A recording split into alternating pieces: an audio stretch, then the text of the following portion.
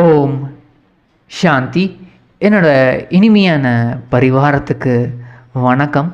இன்றைக்கி நம்ம அப்பா பாப் தாதா என்ன சொல்ல போகிறாங்க அப்படின்னா, இந்த பிராமணர்களுக்கு ஏன் இவ்வளோ மகிமை, இவ்வளோ புகழ், இவ்வளோ மற்றும் இந்த லௌகீக பிராமணர்கள் அவங்களுக்கும் மரியாதைலாம் கிடைக்குது ஏன், அதை பற்றி இன்றைக்கி பாப் தாதா சொல்ல போகிறாங்க. பாபா சொல்கிறாங்க, மகிமைக்குரிய மற்றும் புகழுக்குரிய பிராமண ஆத்மாக்களே, உண்மையாக எல்லா பட்டத்துக்கும் சொந்தக்காரர், அதாவது எல்லா மகிமையும் உண்மையாக யாரோடதுன்னா சிவ பாபாவோடது தான். ஆனால் அவர் என்ன பண்ணுறாருன்னா, அந்த பட்டத்தை எல்லாத்தையும் பிராமண குழந்தை நமக்கு கொடுத்துட்டு அவ்வளோ உயர்ந்தவர்களாக நம்மளை பார்க்குறாரு. அவரோட பட்டத்தை எல்லாத்தையும் அவர் தன்னோட குழந்தைங்களுக்கு, இப்போது லௌகீகத்திலே இருக்காங்கன்னா அவங்களோட புகழ், அவங்க அப்பா நிறையா பட்டம் வாங்கியிருப்பார். அது எல்லாமே குழந்தை, இது உனக்கும் தான், இது உன்னோட பட்டம்தான், இது அப்பா உனக்காக கொடுக்குறேன் அப்படின்னு கொடுப்பாங்க. அந்த அந்த போதை இருக்கும். ஆஹா, எங்கள் அப்பா இவ்வளோ மெடல் வாங்கியிருக்காரு, இவ்வளோ மகிமைக்குரியவரா, அப்படி இப்படின்னு அவ்வளோ ஒரு போதை இருக்கும் லௌகீக குழந்தைங்களுக்கு கூட. அப்போது இங்கே சூட்சமமாக நம்ம அப்பா, நம்ம உண்மையான சிவ பாபா அவரோட பட்டங்கள் எல்லாத்தையும் குழந்தைங்களுக்கு கொடுக்குறாரு. உதாரணத்துக்கு பாபா சொல்கிறாரு, குழந்தைங்களே நீங்கள் தான் ஆதார மூர்த்தியாக இருக்கீங்க மற்றும் உதாரண மூர்த்திகளாக நீங்கள் இருக்கீங்க. ஆனால் உண்மையாக யாருன்னா சிவ பாபா தான் இந்த உலகத்துக்கே ஆதார மூர்த்தியாக இருக்கார். அதுதான் என்ன சொல்லுவாங்கன்னா, நான் அசைந்தால் அசையும் அகிலம் எல்லாம் அப்படின்னு ஒரு பாட்டு கூட இருக்குது. அதாவது அவர் அசைஞ்சாதான் இந்த முழு உலகமும் அசையுது. அவரோட ஆதாரத்தில் தான் எல்லாமே நடந்துட்டுருக்கு. நம்ம கூட அவரோட ஆதாரத்தில் தான். அவர் இல்லைன்னா என்ன நடக்கும்? ஆனால் அவர் என்ன சொல்கிறாரு, குழந்தைங்களே நீங்கள் தான் ஆதார மூர்த்திகளாக இருக்கீங்க, நீங்கள் தான் இந்த உலகத்துக்கே உங்களால் தான் இயங்கிட்டுருக்கு அப்படின்னு அவரோட பட்டத்தை நமக்கு இந்த சங்கம யுகத்தில் கொடுக்குறாரு. அதுக்கு பாபா சொல்கிறாரு, ஏன்னா உங்களுக்கு இவ்வளோ புகழ், இவ்வளோ பட்டம் ஏன் அப்படின்னா, குழந்தைங்க நீங்கள் இப்போது ஈஸ்வரனோட ஞானத்தை கேட்குறீங்க, ஈஸ்வரனையே நினைவு பண்ணுறீங்க, யோகா பண்ணுறீங்க மற்றும் தாரணை பண்ணுறீங்க. எல்லாத்தையும் ராஜயோகத்தை உங்களுக்கு கற்பித்து உங்களை எல்லாரையும் தனக்கு சமமாக நான் எனக்கு சமமாக மாற்றி உங்களுக்கு இவ்வளோ மகிமையும் புகழுக்குரியவர்களாக நான் ஆக்குறேன் அப்படின்னு அப்பா சொல்கிறாங்க. ஏன்னா இப்போது நம்ம படிக்கக்கூடிய இந்த படிப்பு, இந்த பாபாவை நினைவு பண்ணக்கூடிய இந்த நினைக்கும் போது அவரோட சக்திகள் எல்லாம் நமக்கு வருது. ஸோ அதை தாரணை பண்ணுறோம். அதை தாரணைனா அந்த ப்ராக்டிஸ் பண்ணுறோம். உலகத்துக்கு உண்மையாக அவர் என்ன பண்ணுறாரோ அது எல்லாத்தையும் நம்மளையும் பண்ண வைக்கிறாரு. அதனால தான் பாபா சொல்கிறாரு, உங்களுக்கும் அவ்வளோ புகழ் இருக்குது. நீங்களும் அப்பா என்ன பண்ணுறனோ அதையே நீங்களும் பண்ணுறீங்க. பண்ணுறவங்களுக்கு அந்த அந்த போதை இருக்கும். ஆஹா, நான் தான் இந்த முழு உலகத்துக்கும் ஆதாரமாக இருக்கேன். அப்போ நம்ம எவ்வளோ கவனமாக இருக்கணும். நம்ம தான் இந்த முழு உலகத்துக்குமே ஆதாரமாக இருக்கிறோம் அப்படின்னா நம்மளோட கவனம், அதாவது வீணாக யோசிக்கக்கூடாது, வீணாக பேசக்கூடாது, வீணான செயல்கள், அதாவது நெகட்டிவ்லாம் கிடையாது. நம்ம வீணாகவே வேஸ்ட் பண்ணக்கூடாது நம்ம நேரத்தை. ஏன்னா நம்ம என்ன அசைஞ்சாலும் உலகமே அசைஞ்சிரும். அப்போது நம்ம ரொம்ப ரொம்ப கவனமாக இருப்போம். நம்ம தான் இந்த உலகத்துக்கே ஆதாரமூர்த்தின்னு அந்த போதையில் ரொம்ப கவனமாக இருப்போம். மற்றும் பிராமண தேவதாய நமஹ அப்படின்னு ஒரு புகழ் பாடுறாங்க. அது ஏன் தெரியுமா உங்களுக்கு? பாபா சொல்கிறாரு, இப்போ நீங்கள் பிரம்மாவோட வாய் வழி மூலம் பிறந்திருக்கீங்க. அதனால தான் பிராமண குல பூஷண குமாரிகளாக ஆகியிருக்கீங்க. ஆகி என்ன பண்ணிகிட்ருக்கீங்க? உங்களோட வேலையே என்ன? மற்றவங்களுக்கு சேவை செய்கிறது தான். அதுவும் எப்படி? வள்ளலாகி மற்றவர்களுக்கு கொடுக்கும் சேவை செஞ்சிட்ருக்கீங்க. உங்களுக்கு உயர்ந்த குணங்களை தாரணை செஞ்சு மற்றவர்களையும் செய்ய வைக்கிறீங்க. உயர்ந்த குணங்கள் அதை ஃபஸ்ட்டு நீங்கள் செய்கிறீங்க. அதை என்னடா அது இவங்க இப்படி இருக்காங்க அப்படி இருக்காங்கன்னு எல்லாரையும் செய்யவும் வைக்கிறீங்க. உயர்ந்த குணங்கள் மற்றும் யோக பலத்தினால தன்னையும் சரி பிறர் ஆத்மாக்களையும் மற்றும் இயற்கையும் பாவனமாக்குறீங்க. முதல்ல யோக பலம், அந்த யோகா செய்கிறீங்க.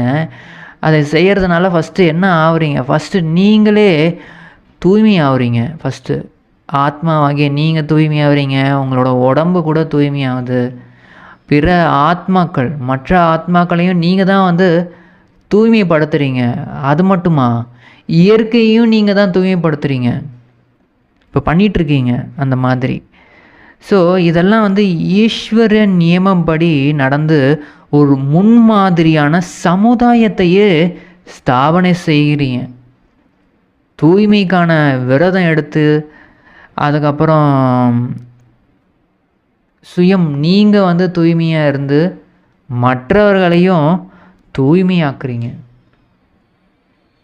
ஸோ அதாவது உங்களை மாதிரி இவ்வளோ ஒரு முன்மாதிரியாக நடந்து இவங்கள மாதிரி தான் இருக்கணும் அப்படின்னு ஒரு சமுதாயமே உங்களால் தயாராகுது. இந்த முழு உலகத்தில் இருக்கக்கூடியவங்களும் உங்களை பார்த்து தான் ஒரு நல்ல ஒரு சமுதாயம் உருவாகுது. மற்றும் நீங்கள் தூய்மையோட விரதம் இருந்ததுனால இதை சந்நியாசிகள் கூட தர்மங்கள் அவங்களும் உங்களை பார்த்து தான் தூய்மை ஆகுறாங்க. தூய்மையான விரதம் நம்ம இருக்கணும், நம்ம பிரம்மச்சரிய விரதம் எடுக்கணும், தூய்மையான எண்ணங்கள் நமக்கு இருக்கணும், அப்படி இப்படின்னு அவங்களுக்கு கூட நீங்கள் தான் ஒரு முன்மாதிரியாக இருக்கீங்க. அப்போ எவ்வளோ மகிமைக்குரியவர்கள். தூய்மையாக இருந்து மற்றவர்களையும் தூய்மையாக்கி அப்புறம் நீங்கள் என்ன பண்ணுறீங்க? ஃபரிஸ்தாவாக ஆகுறீங்க. கடைசியில் என்ன ஆகுறீங்க? பிராமணராக இருந்து அதுக்கடுத்து என்ன ஆக போகிறீங்க? ஃபரிஸ்தா ஆகி உங்களோட பக்தர்களோட ஆசைகளையும் நிறைவேற்றுறீங்க. இப்படிப்பட்ட ஒரு மகான் செயல்களோட நினைவு சின்னமாக தான் லௌகீக பிராமணர்களுக்கும் அவங்களுக்கும் மரியாதை, முழு மதிப்பு, அதிகாரம் நீங்கள் தான் கொடுக்குறீங்க. உங்களோட நினைவு சின்னமாக அவங்களுக்கு கொடுக்குறாங்க. அவங்களுக்கு அவங்கள தேவதையின் சொரூபம் அப்படின்னு நினச்சி ஏற்றுக்கிட்டு அவங்களுக்கு நமஸ்காரம் செய்கிறாங்க. பிராமணர்கள் அவங்கள பார்த்தாலே நிறைய பேர் கையெடுத்து கும்பிட்றாங்க. ஆஹா, பிராமணர்கள் இவங்க வந்திருக்காங்க அப்படின்னு. ஸோ அதனால தான் பிராமண தேவதாய நமஹ என்ற இந்த புகழ் பிரசித்தமாக இருக்குது. அப்போது எவ்வளோ போதை உங்களுக்கு இருக்கணும். உங்களோட நினைவு சின்னமாக பார்க்கணும். நீங்கள் ஃபஸ்ட்டு அவங்களுக்கு எவ்வளோ மரியாதை கிடைக்குது. ஆனால் இப்போது பிராமணர்களை ரொம்ப இது பண்ணுறாங்க.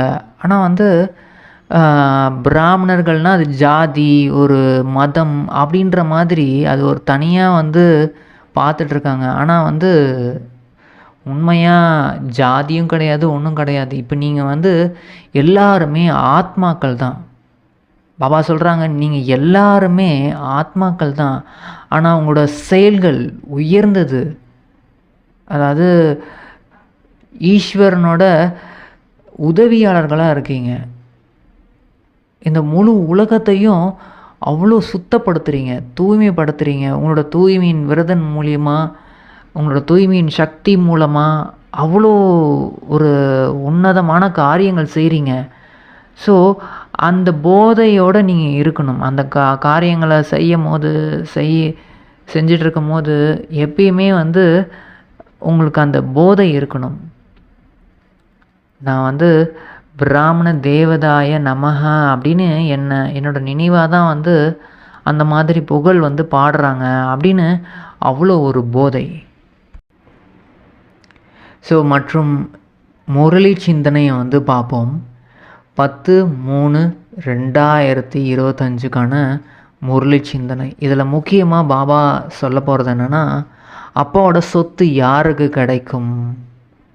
அதுக்கு ஃபஸ்ட்டு அப்பா என்ன சொல்கிறாருன்னா, இனிமையான குழந்தைங்களே, நீங்கள் வந்து மனிதனிலிருந்து இப்போது தேவதை ஆகணும். அந்த படிப்பை வந்து படிச்சிட்ருக்கீங்க மற்றும் மற்றவங்களுக்கும் நீ சொல்லித்தரணும்.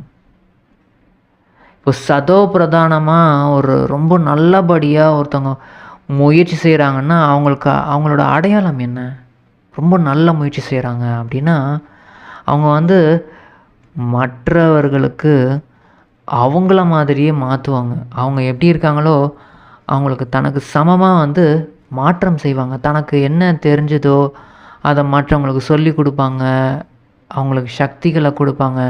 எப்படியோ தன்னால் வந்து நிறைய பேருக்கு நன்மை நடக்கணும். அவங்க தான் வந்து சதோப்பிரதானமாக ஆக முடியும். மற்றவங்களுக்கு கொடுக்கணும். நம்ம வந்து எவ்வளோக்கு மற்றவங்களுக்கு உதவி செய்கிறோமோ, சகயோகம் பண்ணுறோமோ, அதன் மூலம் நம்ம தெரிஞ்சுக்கலாம். நம்ம ஈஸியாக நம்ம வந்து ஏன்னா இருக்கிறவங்க தானே கொடுக்க முடியும். சதோப்பிரதானம் அவங்க தான் வந்து ரொம்ப சக்தி வாய்ந்த, ரொம்ப ஒரு ஃபுல்ஃபில்டான ஒரு ஆத்மாக்கள். பாபா சொல்கிறாரு, குழந்தைங்களே, நீங்கள் யார் முன்னாடி உட்காந்துருக்கீங்கன்னு உங்களுக்கு தெரியுதா? நீங்கள் எல்லாருமே பக்தர்களுக்கு முன்னாடி உட்காந்துட்ருக்கீங்க. அவங்க தான் இப்போது உங்களோட சகோதரர்களாக ஆகியிருக்காங்க. அவங்களும் பக்தர்கள் தான். முதல்ல வந்து பக்தர்களாக இருந்தாங்க, பக்தி செஞ்சாங்க. இப்போது வந்து அவங்க உங்களுக்கு சகோதரர்களாக ஆகியிருக்காங்க. இப்போது பாபாவோட குழந்தைங்களும் முதல்ல பக்தி பண்ணிட்டு தான் இருந்தாங்க. இப்போ தான் ஞானம் வந்து கிடச்சிருக்கு. இப்போது மற்றவங்க எல்லாருமே பக்தி செஞ்சிட்ருக்காங்க. பக்தினா அதாவது கண்மூடித்தனமாக அப்படியே நம்பி செய்கிறது. இது எதுக்காக செய்கிறாங்க என்னன்னே ஒரு பகுத்தறிவு இல்லாமல் செய்கிறது.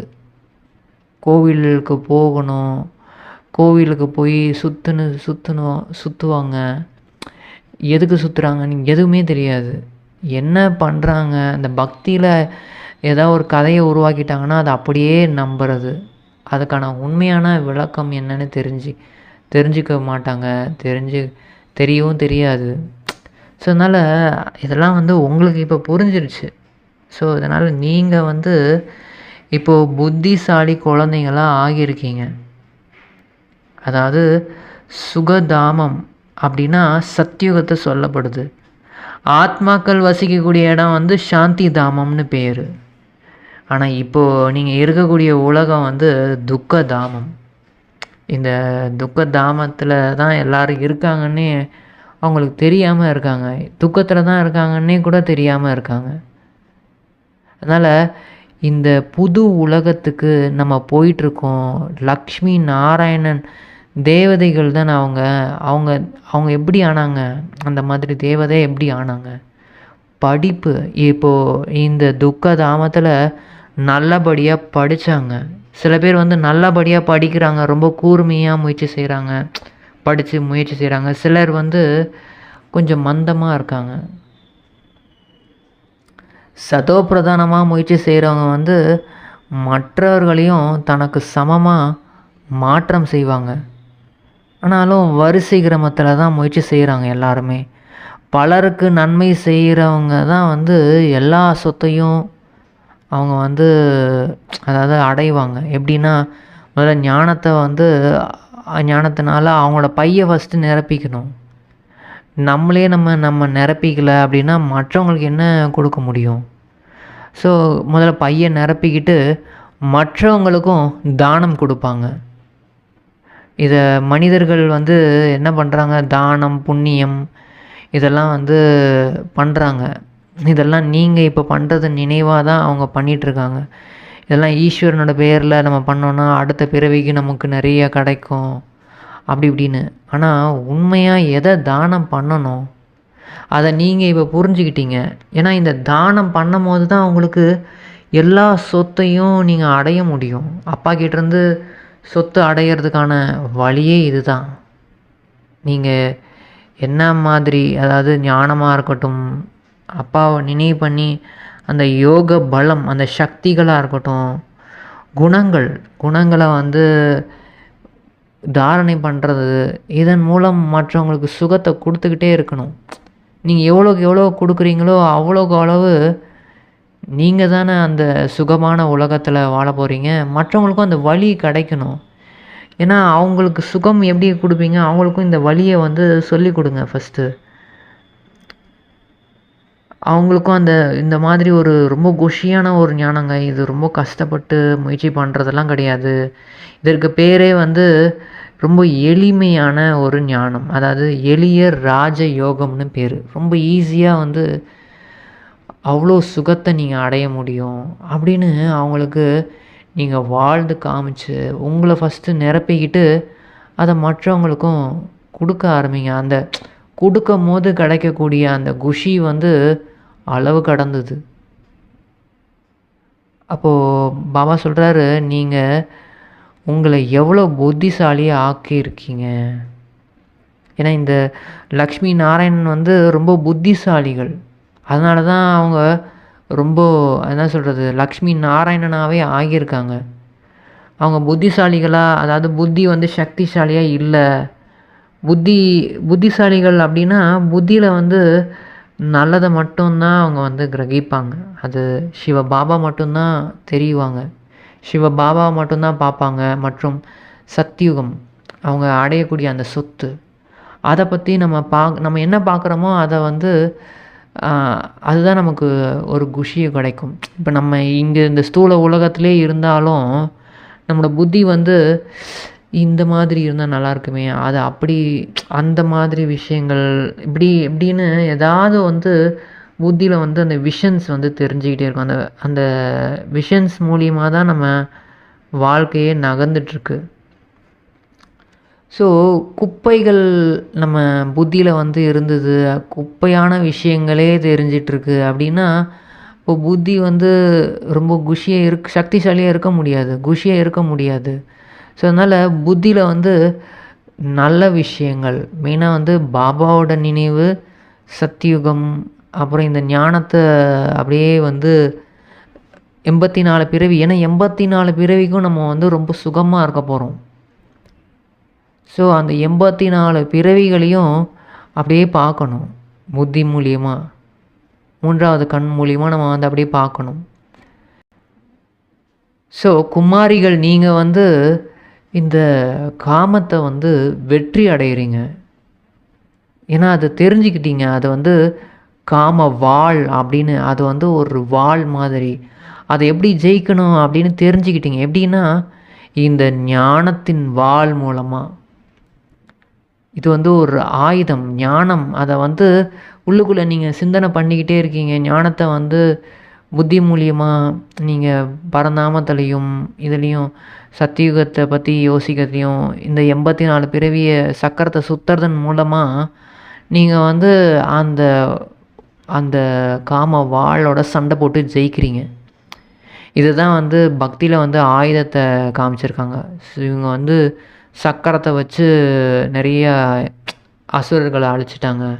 அசுரர்கள்னால் அந்த மனிதர்கள் கிடையாது, உள்ளுக்குள்ளே வரக்கூடிய அந்த உணர்வுகள், அந்த எண்ணங்கள், இது எதுவுமே வராமல் இருக்கணும். முதல்ல எண்ணங்களில் வந்தால் தானே எல்லாமே வருது.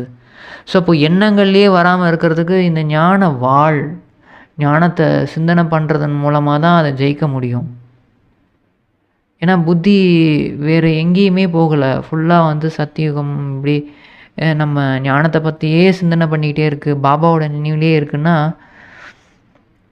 அப்போது அதுதான் வந்து அதுதான் வந்து அந்த உள்ளுக்குள்ளே இருக்கக்கூடிய அசுரர்களை அழிக்கக்கூடியது. இதுதான் வந்து பக்தியில் வந்து என்ன சொல்லிட்டாங்கன்னா, இந்த கிருஷ்ணர் வந்து வெண்ணெயை சாப்பிட்டுக்கிட்டே இருந்தார். வெண்ணெய்னா அப்படியே வெள்ளையாக அது இருக்கும். அதாவது அவர் வந்து இந்த அன்னப்பறவையோட புத்தி மற்றவங்க கிட்ட இருக்கக்கூடிய நல்லதை மட்டும் பார்த்தாரு, வெள்ளைய பார்த்தாரு, ஞானத்தை வந்து சிந்தனை பண்ணார். இதுதான். ஸோ மற்றும் இதை சிந்தனை இது உள்ளுக்குள்ளே நினச்சிக்கிட்டே இருந்தால் என்ன நடக்கும்? மற்றவங்களுக்கு நம்ம கொடுக்காம இருக்க முடியாது. சிந்தனையே பண்ணலை, வேறு குப்பையான விஷயங்களே நினச்சிட்டு இருந்தால் தான் குப்பை வந்து நம்ம வெளியிலையும் அதாவது குப்பை தான் வெளியில் வரும். அதனால தான் பாபா வந்து சொல்கிறாரு, நீங்கள் வந்து உங்களை தேவதையாக மாற்றிக்கிறதுக்கு என்னென்ன பண்ணணுமோ அதை வந்து நீங்கள் இப்போ பண்ணணும். அப்போ தான் வந்து உங்களுக்கு முழுமையான சொத்து வந்து கிடைக்கும். வீட்டுக்கு போகணுன்னு மற்றவங்களுக்கும் சொல்லி புரிய வைங்க. இது வந்து நரகம். இது வந்து நீங்கள் இப்போ மியூசியம் நடத்துகிறீங்க, மியூசியம் எல்லாம் இருக்கீங்க அப்படின்னா நிறைய பேருக்கு புரிய வைக்கலாம். அந்த மாதிரி இல்லைன்னா நீங்களே வந்து ஒரு மியூசியம் உருவாக்குங்க. எப்படியாவது ஒரு சின்னதாக ஒரு படத்தை கூட வச்சு புரிய வைக்கலாம். அதன் மூலமாக அவங்க புரிஞ்சுப்பாங்க. அதாவது இது வந்து சத்தியுகம், சுகதாமம். இப்போது நம்ம அந்த உலகத்துக்கு போகணும். ஏன்னா இங்கே நம்ம வந்து கலியுகத்தில் இருக்கோம், நரகத்தில் இருக்கோம். நரகத்தில் இருந்து இப்போது சத்தியுகம் போகணும் அப்படின்னா இந்த சங்கம் யுகத்தில் நம்ம வந்து இந்த மாதிரி முயற்சியெல்லாம் பண்ணணும். இந்த மாதிரி விஷயங்கள்லாம் வந்து இறைவன் நமக்கு வந்து சொல்லி அவர் நமக்கு வந்து சொத்து கொடுக்குறாரு. இவ்வளோ சுகமான ஒரு சொத்து வந்து கொடுத்துட்ருக்காரு. தங்கம், வைரம் இந்த மாதிரி பதிஞ்ச இந்த உலகத்துக்கு நம்ம போக போகிறோம். அதுதான் வந்து சொர்க்கம்னு சொல்லப்படுது. இந்த மாதிரி மற்றவங்களுக்கு நல்ல ஞானத்தை வந்து படித்து நீங்கள் புரிஞ்சிக்கிட்டு எல்லாருக்கும் புரிய வைங்க. இதன் மூலமாக தான் உங்களுக்கு எதிர்காலத்தில் ஒரு நல்ல பதவி வந்து கிடைக்கும். ஏன்னா இப்போது நீங்கள் வந்து அப்பாவோட பிரிய தர்ஷினிகளாக ஆயிட்டீங்க. பிரிய தர்ஷினிகள்னாலே இறைவனோட அந்த காதலன், அதாவது காதலிகள். அவங்க காதலன்கள் வந்து என்ன பண்ணுறாங்க, காதலிகள் என்ன பண்ணுவாங்க, அந்த காதலனையே நினச்சிட்டு இருப்பாங்க. ஸோ நீங்களும் வந்து இப்போ உண்மையான காதலிகளாக இப்போது ஆகியிருக்கீங்க. அப்போது நீங்கள் யாரை நினைவு பண்ணணும்? ஞானக்கடல். அவர் தானே நமக்கு எல்லாமே கொடுக்குறாரு, அவர் தானே படிப்பு சொல்லித்தராரு. ஸோ இப்போ அவரை வந்து அந்த மாதிரி நினச்சி பாருங்கள், அவ்வளோ ஒரு குஷியாக இருக்கும். என்னோடையவர் ஒரே ஒரு சிவபாபா தான், என்னுடையவர் அவர் அப்படின்னு. அவர் தான் என்னோடய காதலன், நான் அவரை வந்து காதலிக்கிறேன் அப்படின்னு சொல்லிட்டு அவர்கிட்ட பேசிக்கிட்டே இருங்க, அவரை நினச்சிக்கிட்டே இருங்க. அப்புறம் என்ன நடக்கும்? பல மடங்கு ஒவ்வொரு அடியிலையும் நீங்கள் வந்து பல கோடி மடங்கு உங்களுக்கு பாக்கியம் உருவாகிட்டே இருக்கும். பாபா வந்து வரதானம் என்ன சொல்கிறாருன்னா, இதில் சர்வ பிராப்திகளின் அனுபவத்தின் மூலமாக சக்திசாலியாகி சதா வெற்றி மூர்த்தி ஆகுக. யார் ஒருத்தவங்க வந்து எல்லா பிராப்திகளின் அனுபவ மூர்த்தியாக இருக்காங்களோ அவங்க தான் சக்தி வாய்ந்தவங்க. அத்தகைய சக்திசாலியான சர்வ பிராப்திகளின் அனுபவ ஆத்மாக்களே வெற்றி மூர்த்தியாகவும் ஆவாங்க. அதாவது எல்லா சக்திகளோட அதோட அனுபவம் நமக்கு இருக்கணும். நமக்கு இந்த மாதிரி எல்லா சக்திகளோட அனுபவம் நமக்கு உள்ளுக்குள்ளே இருந்தால் தானே நம்ம சக்தி வாய்ந்தவங்கன்னு சொல்ல முடியும். அதான் அப்பாவும் சொல்கிறாங்க, நீங்கள் தான் வந்து அனைத்து ஆத்மாக்களுக்கும் சுகம் சாந்தியின் மாஸ்டர் வள்ளலாக இருந்து எல்லாத்தையும் நீங்கள் வள்ளலாக கொடுக்க போகிறீங்க. அப்போது நீங்கள் வந்து ஃபஸ்ட்டு முழுமையாக நிரம்பி இருக்கணும். இப்படி ஒரு அயல் நாட்டில் வந்து ஒரு கடையில், அயல் நாட்டில் மட்டும் இப்போது இல்லை, இப்போ எல்லா இடத்துலையும் இருக்குது சூப்பர் மார்க்கெட், டிபார்ட்மெண்ட் ஸ்டோருன்னு சொல்லுவாங்க. அந்த டிபார்ட்மெண்ட் ஸ்டோரில் எல்லாமே கிடைக்கும். இப்போது போனோன்னா எல்லாமே இருக்குது. இது இல்லைங்க அது இல்லைங்கன்னு இருக்காது, எல்லா பொருட்களும் கிடைக்கும். அதனால் இப்போது பொறுமை சக்தி இருக்குது, ஆனால் எதிர்கொள்ளும் சக்தி இல்லை. ஏற்றுக்கொள்ளும் சக்தி இருக்குது, ஆனால் தீர்மானிக்கக்கூடிய சக்தி இல்லைன்னு இருக்கக்கூடாது. எல்லா சக்திகளின் அனுபவமும் உங்களுக்குள்ளே இருந்துச்சுன்னா, உங்களுக்குள்ளே சேமிப்பு இருந்துச்சுன்னா, அப்போ தான் நீங்கள் வந்து வெற்றி மூர்த்தியாக ஆக முடியும். உங்களுக்கு வெற்றி கிடைக்கலன்னா ஏதோ சக்திகள் வந்து கொஞ்சம் கம்மியாக இருக்குது. ஸோ எல்லா சக்திகளோட ஸ்டாக்கும் நீங்கள் வந்து அதோட அனுபவத்தில் உங்களுக்குள்ளே வச்சுருக்கணும். அப்போ தான் வெற்றியும் கிடைக்கும், மற்றவங்களுக்கும் அதை கொடுக்க முடியும். உங்களை வந்து பக்தியில் வந்து அப்படி கோயில் கட்டி கும்பிடுவாங்க. ஸ்லோகன் வந்து மரியாதைகளை, அதாவது ஸ்ரீமத்தை வந்து பிராமண வாழ்வின் பாதச்சுவடு, அடி மீது அடி வைத்து அந்த இலக்கை நோக்கி நீங்கள் நெருங்குவதாகும். அடி மீது அடி எடுத்து வைக்கணும். ஒவ்வொரு விஷயமும் வந்து ஸ்ரீமத்து படி நீங்கள் நடந்துக்கிட்டே இருக்கீங்கன்னா, அப்படியே மெதுவாக நடந்தால் கூட நீங்கள் வந்து உங்களோட லட்சியத்தை நோக்கி நீங்கள் போக முடியும். உங்கள் நெருக்கத்திலே வந்துடும். அவ்யக்த சமிகை வந்து அப்பா என்ன சொல்கிறாருன்னா, சத்தியமும் நாகரிகமும் தனது பண்பாக்குங்கள். இப்போலாம் சில பேர் வந்து முக்கியமாக ஒரு வார்த்தையை வந்து பயன்படுத்துகிறாங்க. அது என்னென்னா, என்னால் பொய்யை வந்து பார்க்கவே முடியாது. யாராவது பொய் சொன்னாங்கன்னா எனக்கு பிடிக்காது, கேட்க முடியாது, அப்படி இப்படின்னு. எனவே அந்த பொய்யை பார்த்தாலோ கேட்டாலோ எனக்கு உள்ளம் வந்து அப்படியே கொதிக்கும் அப்படின்னு சொல்லுவாங்க. ஆனால் பாபா சொல்கிறாரு, பொய்யான ஒருவரை பார்த்தாலோ உள்ளம் கொதிக்குது, உங்களுக்கு யாரோ பொய்யா பேசுகிறாங்க, பொய்யை வந்து நடந்துக்கிறாங்க அப்படின்னா அதை பார்த்தாலே உங்களுக்கு கொதிக்குது அப்படின்னா, அப்போ அது கூட பொய்மை தான். பொய்மையை அழிக்கிறதுக்கு தனக்குள்ளே வந்து சத்தியம் என்னும் சக்தியை நீங்கள் கையாளணும். உங்களுக்குள்ளே சத்தியம் ஃபுல்லாக இருந்துச்சுன்னா அந்த பொய்மையை அழிக்கக்கூடிய சக்தி உங்களுக்குள்ளே இருக்கும்போது கொதிக்க மாட்டீங்க. அதை மாற்றுறது நம்மளோட சத்தியத்தாவோட சக்தி. நம்ம தான் அந்த வேலையை பண்ணணும் அப்படின்னு அந்த மன உறுதியோடு நீங்கள் இருப்பீங்க. அப்பாவுக்கு மிக மிக மிக நன்றி. எங்களுக்கு இவ்வளோ மகா வாக்கியங்களை கொடுத்து எங்களை தேவதையாக மாற்றிட்டுருக்கீங்க பாபா. ரொம்ப ரொம்ப நன்றி. ஓம் சாந்தி.